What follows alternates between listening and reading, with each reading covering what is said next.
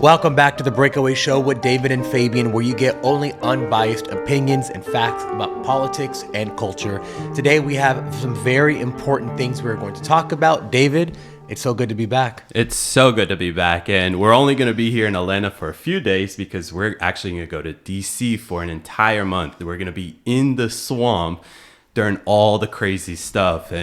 But before we talk about all of that, we actually got to talk about like some headline stories. So first of all these crazy fires going on in your home city. Yep. So we're going to get a fresh perspective about that. We also got to talk about the Laken Riley Act, which was passed. But here's the issue. 159 Democrats decided to vote against it. And it's not like the other bills where there's stuff pushed in it and then they call it something. No, they literally refused to vote against that. So we'll get into all the details of that. And then stay tuned because we'll go over what we're doing in DC, what's happening in DC, why we're going to be in DC for such a long time. Fabian, in general, it feels good to be back.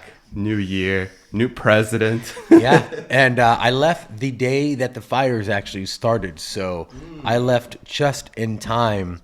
Unfortunately, my places are getting evacuated, all my friends, etc. And that's what we're actually going to talk about right now, because there was a lot of things happening online and a lot of people are getting information as it comes.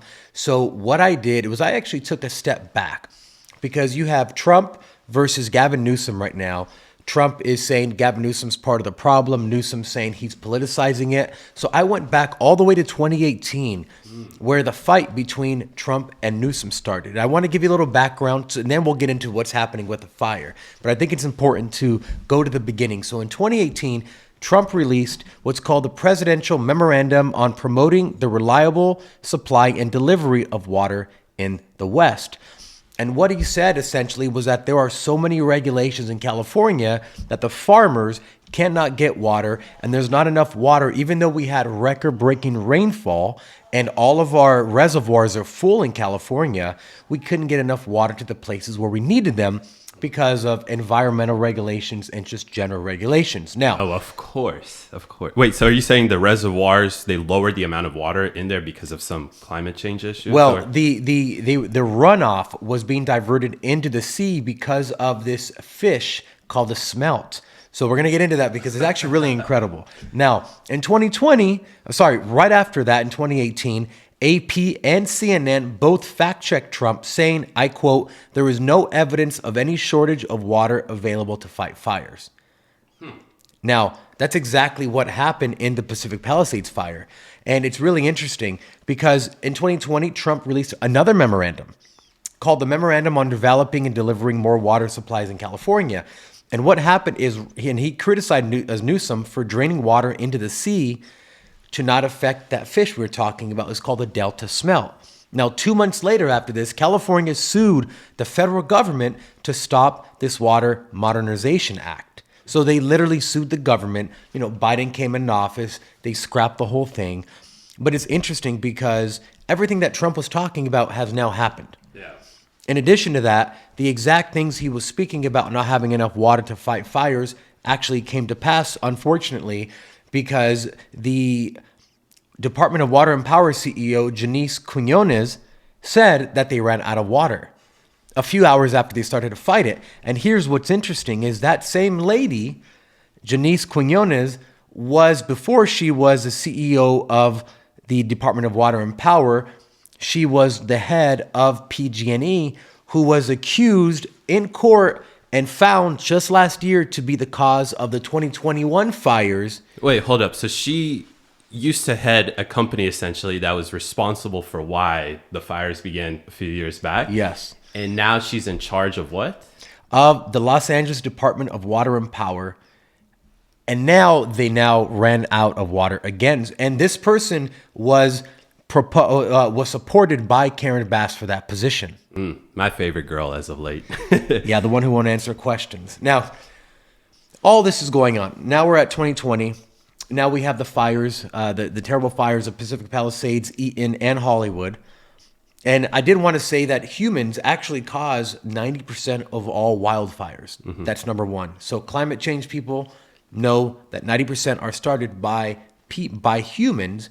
In addition to that, the Santa Ana winds are some things that we've dealt with for a very, very, very long time. There have been huge fires there was a 1961 Bel Air fire where it destroyed hundreds of homes. And just in 2017, we had the Skirball fire, which destroyed tons and tons of area, all because of the Santa Ana. So it's not like this is coming out of anywhere or nowhere. And it's not like it's because of high temperatures, because when the fire started, the temperature in Los Angeles was a high of 73 and a low of 57. Interesting. So this wasn't an aberration in weather. We know the Santa Anas come in. Sometimes they get stronger. We have water in our reservoirs. So there should have been no reason for all this calamity to happen if we just had the appropriate resources. Yeah, and you're right. That's exactly what it is. I keep seeing this narrative circulate around the internet that it's climate change. And usually when events like this happen, the very first thing the left does is blame climate change. But when you talk about stuff like this, and then I see Karen Bass essentially reallocating funding from the fire department to things like housing illegal immigrants, you start to ask yourself, is this a climate change issue, or is this a systemic issue that is happening because of elected officials who just so happen to be Democrats? Absolutely. And, the issue of regulation that Trump kept fighting about is so drastic that I went to go look, because I have been reading about how the Native Americans did a lot of controlled burns, tons in this area hundreds of years ago. And now it went from like 4 million to 90,000 under Gavin Newsom because of regulations. And I started researching, can we even do controlled burns or fire prevention? And here's what I found out, that while not illegal, activities like thinning or prescribing burns are heavily regulated. For instance, the forest fire prevention exception allows for some forest management activities without a full THP, but under strict restrictions. So you have to do all of these scientific research and things. Yeah, and you provide the evidence that, yes, this is effective and whatnot, right? In order to do the burns. So it's a compounding issue of all these things started by Gavin Newsom and made worse by Karen Bass reallocating funding. And this is the situation that we're in, unfortunately. People are lost their homes. Here's what's interesting, David. Now, if you want to put our tinfoil hats on, 2 years ago, insurance companies started leaving California in droves. I made several videos about this. Anywhere from Progressive, Allstate, like big names started leaving California, would not issue any more fire insurance on homes. Now, we know that they have tons of actuaries and scientists trying to figure out how to minimize their risks. What did they see that we didn't see that caused them to stop giving fire insurance and leaving the state and not actually allowing people to get any insurance under them in California? That's when I start to ask myself, is this just mismanagement, like total mismanagement because of a certain political ideology? But then when we start to get into the conversation of this, it really feels like it's intentional, right? Driving the insurance out of there. Why are they being driven out of there? Probably because they can see that certain departments aren't getting the funds that they need to combat certain events that are happening in California. They're also being driven out of there because it's California, right? We've seen the mass exodus happen out of California. All these various things, it almost feels like Democrats have power, and instead of actually, I guess, governing in an effective way to help their constituents, they do everything to ensure that it's literally chaos. I look at, we were last night watching Fox News, and I'm looking at this image, and I'm like, the apocalypse has started in California, of course. Yep. It's sketch. And again, I go back to that original question. Are they just terrible at mismanagement and mismanaging things? Are they just allocating funds to bad places? Or are they intentionally doing this? And then again, why would they intentionally do it? Well, and then you have to realize that there's something called the California Fair Plan. This is for fire insurance. And it only goes up to $3 million. And every one of those homes in the Pacific Palisades are worth more than that. So now you can't rebuild unless you spend more of your own money rebuilding the house that just got burned down, and you're not going to be able to get fire insurance on it again. So we've seen this happen in Hawaii. We've seen this happen in South America. All these nice places are burning, and because of all these technicalities, you cannot rebuild the place. So what are they going to do with all that area? There's a favorite company that everybody likes, BlackRock. May get the contracts to rebuild everything there. Even though it's residential areas, they still have the ability to rebuild residential areas. by the contracts that they receive. But here we go with the tinfoil hat back on. Put it back on. Just to circle back around. So I saw claims that firefighters aren't able to actually access water hydrants, or that water hydrants don't have water in them. Do you know if that's true, and why that may be the case? Yeah, so I was actually watching the video this is the lady Janice Quinones, the person who gave this speech, or this news report, and she was saying that because they have tanks that hold the water that then get filtered into the fire hydrants, their tanks couldn't refill the water fast enough so that that they can use it, basically. That the amount that they were using was too fast for the tanks to refill. Now, is that a technological issue, or is that, again, because Governor Newsom limited the amount of water in the reservoirs, which subsequently impacted the amount of water? Do you know? Well, that's the question that everyone wants to know. Newsom was questioned by a reporter and saying, hey, they didn't have water. What's going on? And he says, well, that's a local issue. They'll figure it out. Kind of casting aside this very important issue. And I want to go back to Trump's memorandums, and the names are promoting the reliable supply and delivery of water in the West, and the other one was called Memorandum on Developing and Delivering More Water Supplies in California, and both were talking about the modernization of our infrastructure. And if you have tanks that can't sufficiently provide enough water to the firefighters, when you know that historically you have had these type of fires, and you know that we have excess water right now, why would you not do it? To protect this smelt fish? It's a great example, actually, of how Democrats position themselves. They put human species or human society last. Yep. Right? We got to protect the trees. We got to protect these smelly fishy and stuff like that. But screw the humans. So we know Biden passed a huge infrastructure bill in 2021. And you're telling me that Trump in 2020 wanted to ensure that California, or the West in general, has the infrastructure to deliver water quickly in incidents like this, or in general, just to revamp the infrastructure. Where has Biden's, now 4 years later, infrastructure, like they took trillions of dollars in that infrastructure bill, and you're telling me in 4 years, California hasn't been able to revamp its infrastructure? What's going on? Where is our money going? I made that video yesterday, and I was shocked to learn that we totally revamped Ukraine's fire department so they can handle any emergency, 16 different one of them. But California, what's going on? Yeah, what are we doing? What are we doing? It's absolutely sheer stupidity at this point. And you have a mayor who's more focused on giving her friends contracts to house homeless people than she is to actually take care of the citizens in that state. We know that, they want to create two classes of citizens, the illegals and the homeless and the vagrants who can do anything they want, not get prosecuted, and get everything handed to them by taxpayers in the form of taxpayer money going to the government and to them.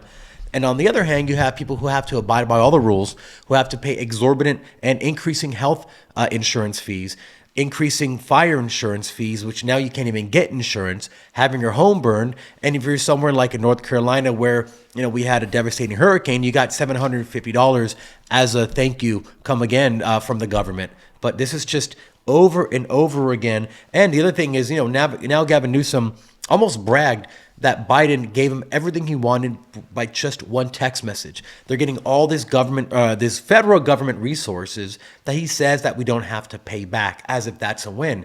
So essentially, his state is so mismanaged that he's having to go to Poppy for money, and he's taking it away from us because a taxpayer is what funds the government. So it's just, this entire thing is sheer stupidity. Absolutely is. And yesterday, when I made that video, some people said that, no, they didn't reallocate money for illegal immigrants. You totally just misinformation. It was for immigrants.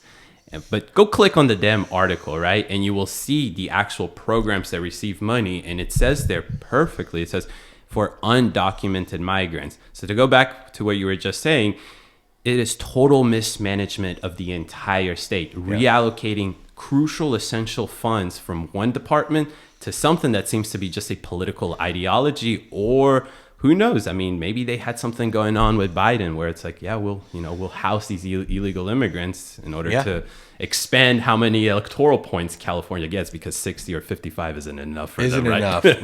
We got to expand the base. We do. Well, good stuff with that. Not good stuff, but that's unfortunately some terrible stuff that's happening in California. But again, nothing surprising for us that have been following Democrats for a while.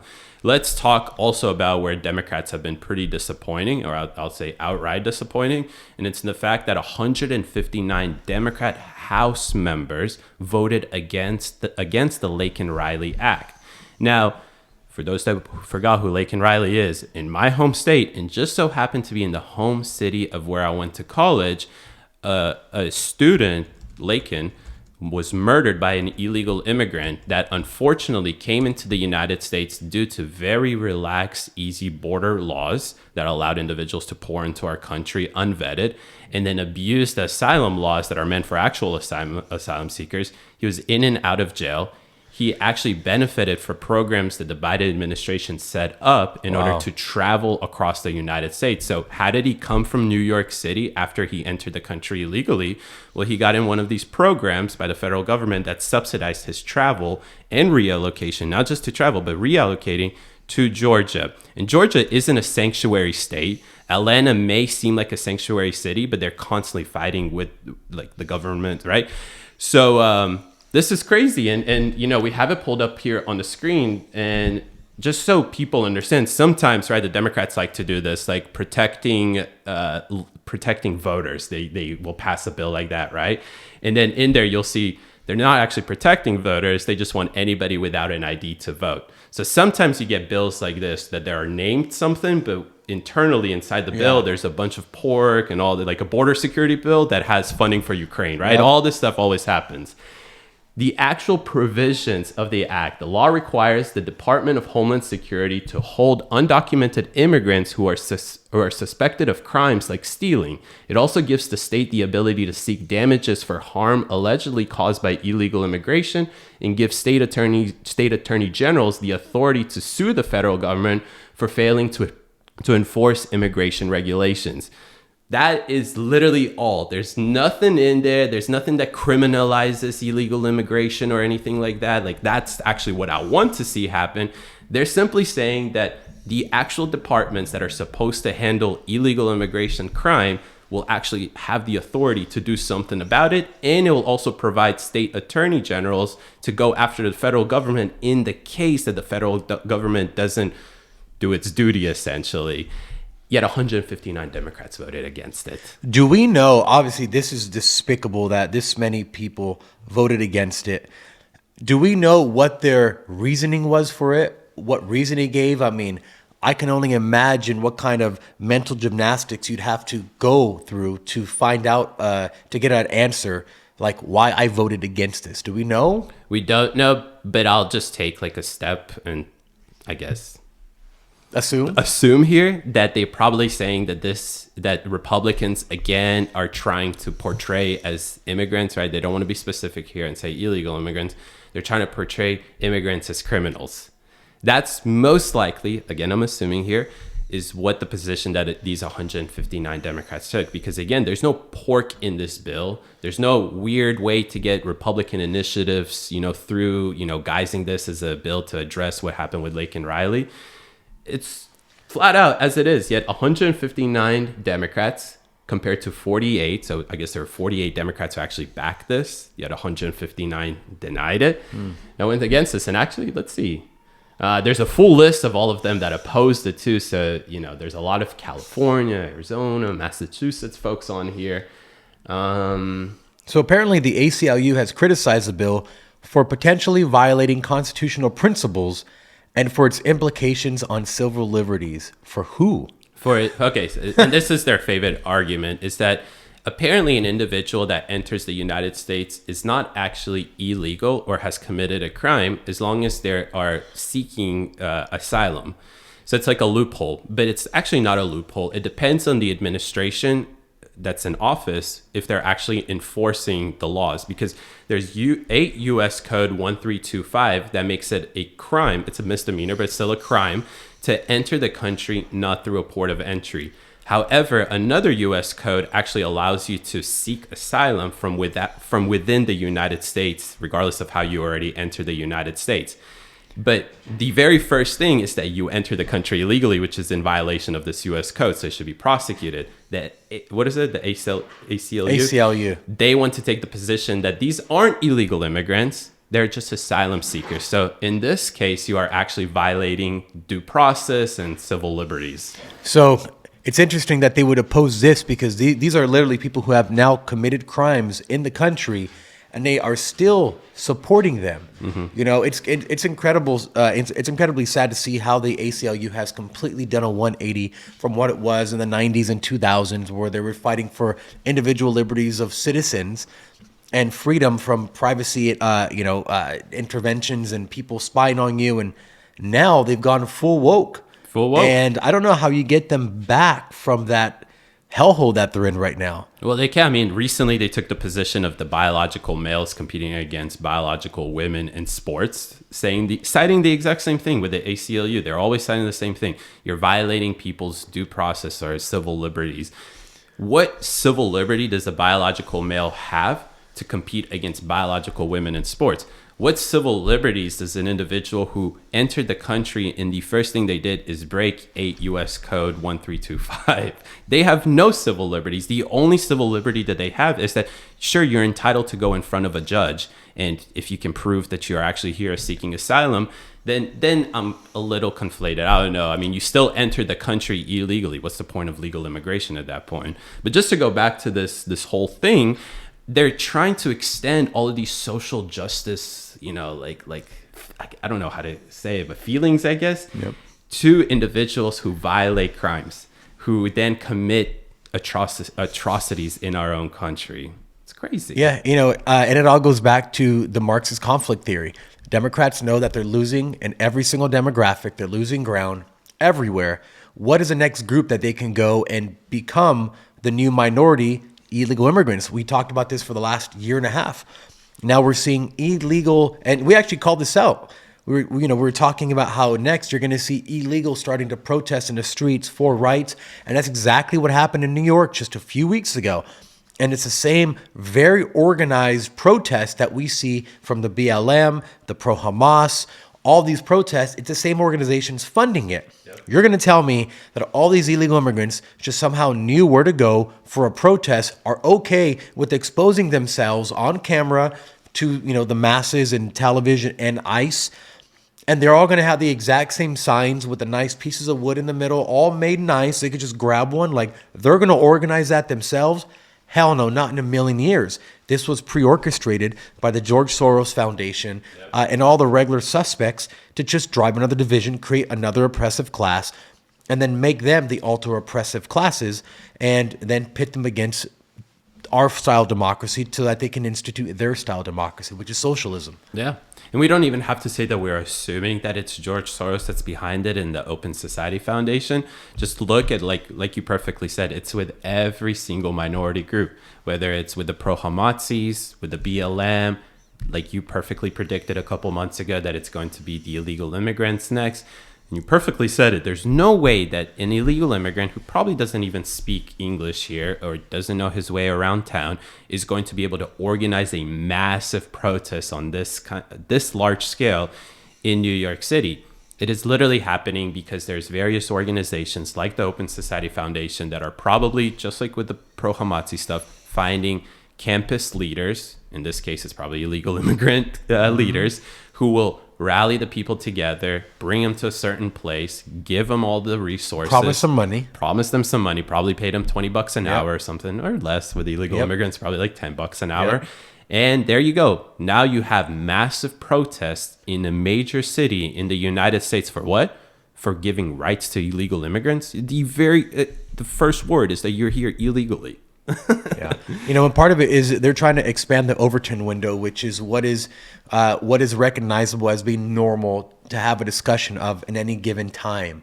So if you expand the Overton window, which the woke have been doing for the last 4 years, Now we're talking about men and women's sports, drag queens reading to your children, illegals having, citizenship, things that even Hillary Clinton back in '08 was super against. If you hear her speeches, she sounds more MAGA at that time than Donald Trump is on illegal immigration, because she's saying if they don't learn English, then basically we got to send them back. Yep. They have to learn English.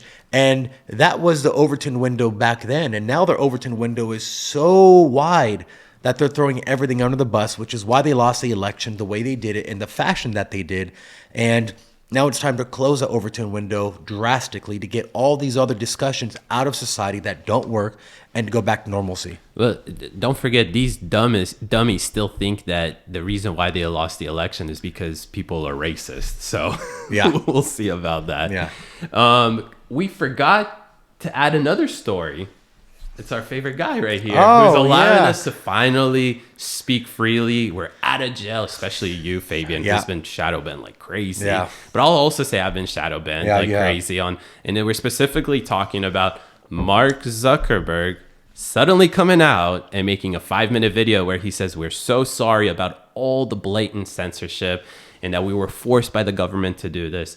We don't want to do this because we see how good X is doing. We want to join and be like X. Basically, screw you, censorship. No more third-party fact checkers. None of that stuff. We're going to have a community-based fact checking like we have on X, which recently has been abused as well. We can talk about that. Yeah. But what do you think about this? Why is suddenly everybody flying into Mar-a-Lago, becoming best friends with Trump, and then they're doing a total 180 on where they have been? In my estimation, I keep saying the same thing. It's self-preservation. The most important thing to Zuckerberg is his company. More than whatever he tells you. It's his company. His company is his legacy. He wants his legacy. He wants his company. He will play ball with whatever administration is in power. This is the guy that said that there was no, I'll use the word malarkey, that there was no one telling him to change things on Facebook and Instagram. And then he came out and said, oh, actually, yeah, they were. So this is the guy who was complicit in that for years and years and years, who now wants to switch and change face. And I get it. They had a representative from Meta over at AmFest last year, so December 2024 or 2023. And I told people, that's a representative from Meta. They're probably taking the temperature of the cultural shift and want to see if they need to reevaluate his position with people, his appearance. And then shortly thereafter, he grows his hair out, starts wearing baggy shirts. He goes from Robot Zuckerberg to Mr. MMA, hanging out at UFC fights, trying to be cool, wearing a gold chain.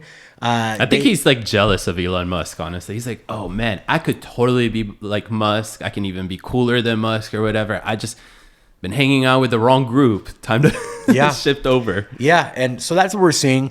You know, the thing is, the AI and the algorithms have not gone away. They've just been turned down right now. It's not like the problem has gone away. It's the immediate problem is gone for now. It's a short-term solution. Short-term solution. But we don't know in 4, 8, 12 years what could happen when these systems get even stronger. So I think we need something very strongly codified by the U.S. Supreme Court stating exactly what is and what is not. That way we can be done with all this for the rest, well, hopefully for a very long time. The narrative that the left has been drawing after this happened is that now Meta is going to be, I guess, politicized by the right. And I guess that they're saying that everything swung over to favoring the right. Not so true, because if we were to bring Meta to what it was, or to bring it on to our side, that means that there would be third-party fact checkers. They would wipe off all the liberal outlets and progressive outlets, and they would add like Daily Wire, Breitbart, right? And all these various organizations that would fact check and then suppress information or narratives that are posed by the left. That's not what's happening. What is happening is that we finally have an equal, I don't really know how to say equilibrium. An equilibrium, right? Where now it's going to be based on objective facts. You're going to be only, I guess, community noted, not fact checked, if the general community sees that this is misleading or this is misinformation. It's not that right-leaning news outlets are going to be fact-checking liberals now. It's just finally we have freedom of speech and we can say the things that they want to. And what I also saw is that now they're going to allow political content back to being exposed. This is very important because people say Trump won the younger vote because of social media and stuff like that. None of our political posts were actually going viral, getting millions of views or anything like that because Meta was engaged in such censorship. So I don't know. I mean, this is going to be interesting to see, especially with TikTok going away. Yeah, it's going to. And then obviously the other conclusion that I would assume is happening is that he wants to buy TikTok. Absolutely. Instagram cannot compete with TikTok. Their algorithm is nowhere near as sophisticated as TikTok. I mean, you use both apps, you can clearly see there's a massive difference in the ability of the UI to let you do things on the screen. If they can't replicate it, you can't be monetized. You can't make money on Instagram, really. I mean, nothing close to what TikTok is. So creators, of course, are going to go where the money's at. Now, if Instagram, with their massive user base, can't figure this out, it could be that there's just mismanaged from the inside or some other problem. But we know that Kevin O'Leary has now talked about getting an investment group to buy TikTok. We have the Trump administration asking the Supreme Court to chill on banning it. We have Mark Zuckerberg removing things. Everyone's trying to play nice with Trump to get that algorithm. That's what they want. That would revolutionize Meta. It would make its stock go through the roof if they got TikTok's algorithm. Clearly, they can't do it themselves or they can't copy it because Instagram has not instituted anything new in years. Yep. Literally. Except for censorship. That's the only new thing coming out of Instagram. And it just doesn't make any sense. Oh, well, it shows how bad Meta is or how much they failed by trying to launch this because you totally brushed over it. Remember, they launched Threads. Yeah. And that's been total failure for them, right? Failure. Complete failure. Nobody's shifting over from X to them. Actually, people are prioritizing Blue Sky. Have you heard of Blue Sky? Yeah. Yeah, they're prioritizing Blue Sky over going to Facebook Threads, which makes sense and whatnot. Yeah, and then the other things that they instituted, stories, they stole that from Snapchat. Yep. So that wasn't even theirs. But didn't they buy Snapchat too? Because at some point, right? Meta bought Snapchat? I don't remember if they did. Okay. They may have, but I know that they stole stories from Snapchat and, then it's just, they're not creating anything. They're not. Doing? One thing that you said before we move on to our last part, monetization. And we're really transparent with our audience. They know we're monetized on some social medias, not monetized on others. On TikTok, we love the monetization because it funds our travels, things to do, get people on podcasts and whatnot. But that's nowhere to be found on Instagram. Nowhere. I think the most that you can actually earn is like $1,000. And people say, well, $1,000 is a lot. It certainly is for monetization. But when just 1 million views on TikTok gets you $200 more than that $1,000, you're like, okay, obviously TikTok is the place. But is that good in a sense? Because nobody's incentivized to, I guess, make just clickbait or make, videos just for views, just to get that money. Is that good? Or are they, what, you feel what I'm trying to ask? Yeah, we don't want to go down to the lowest common denominator just to get clicks because that makes terrible content and people just waste time and waste life doing things that when they could be doing other more fruitful endeavors. I think that we do have to get away from low level content. This is most of what TikTok is. That's why you scroll for so long because you're never satisfied because you're never getting that piece that's going to make you think about something the rest of your day. You're seeing quick hits of funny things, cool, whatever it is. How do you get around that and prioritize more high, I guess, like intellectual content? I don't know how you do that from an algorithm standpoint. But I do think they need to change their policy because the reason why social media is what it is because of content creators and information. Otherwise, people would still be watching the mainstream media, which they're not anymore. Yeah. But you have to incentivize the creation to happen on your platform rather than not happening. Otherwise, people will just not do it. You'll have a drop off of viewers, drop off of usage time. People will go back to watching the news because they have to get news from somewhere. Yep, and exactly. Unfortunately, that is the worst news because it's controlled by these mega corporations who obviously have very narrow parameters on what their reporters can say and can't say, especially on China. So it's a really interesting problem that we're dealing with right now. It'll be interesting to see how it all unfolds, especially in the next few years under Trump's administration. And it almost feels like the White House is going to be like this rotating door of all of these individuals walking in, which I'm fine with. I know these people represent the elites, but then yet again, these people do control the platforms by which we can actually spread alternative news rather than you relying on mainstream media. So it'll be really interesting to see how that works out. Yeah, I mean, I love the community notes section because it's a self-policing of a community. Yeah. It's literally self-policing. You're not going to get banned. You're not going to get throttled, but people can know. And this is what I love. Jordan Peterson talks about this a lot. The only way that dumb ideas go to die is with open dialogue. If you can't say anything, if you have an idea to jump off a bridge and you ask your friend and your friend's scared to tell you you're dumb because he doesn't want to give you one of those micro triggers or microaggressions or whatever they call them, they're not going to tell you that. You're going to go do a stupid idea and probably die. Yep. It's almost the same thing as this sense where if you are saying something, let's say you're a Nick Fuentes typing, you're just spewing all this anti-Semitism or all this stupidity. If no one can say anything to counter your argument, then the people aren't going to hear that argument, and they may think that that's the truth because only that person is allowed to say it. A community note takes all the fire out right away because you laugh and say, wow, that he's actually incorrect, and that's why. Instead of a third-party fact checker removing the piece of content or sticking a fact check label on it, even if it's the left or the right, I think community notes are one of the best things to happen in quite a while.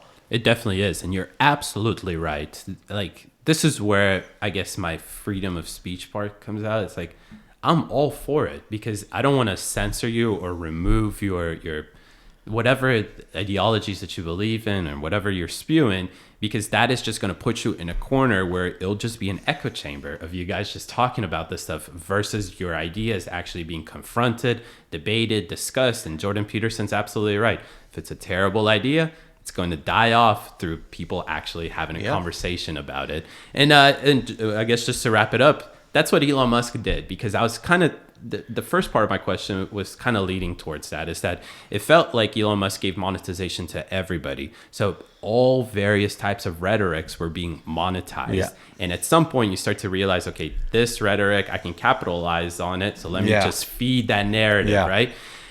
But he actually took a nice turn. Twitter, X, I always keep calling it Twitter still. Yeah, we always are. That misinformation, stuff like that is not going to be monetized. Nobody's removing your ability to actually reach millions of people like you already do, and nobody's removing you off the platform. You still have freedom of speech. You just won't be able to monetize BS anymore. And that's good. It cleans up the platform while still providing people the ability to have freedom of speech. Yeah, exactly. I think that's great. You could say whatever you want to say, but if you want to make money, you're not going to become a circus director with these crazy conspiracies about a certain group of people, which is driving us more ideologically divided. You're not going to make money off that. You can say it, but you got to say it on your own free time and not expect any kind of payment in return. And I wonder how much that will actually reduce those claims, because I almost feel like half the people that make these claims just jumped on board, seeing how popular it is to make those claims, because they'll go in a week, they'll go from like 10,000 followers to like 100,000 followers. Yeah. And it's all because they said Jews go into the banks and get free interest loans. All right, we'll talk about that some later time. So if you stuck around this long, we appreciate it. And first of all, make sure you smash that like button, subscribe, share, all of that stuff, because you will want to stay updated with us for the next month. Why is that, Fabian? What are we doing? So tomorrow we are actually going to Washington, D.C. for the entire month of January and some of February.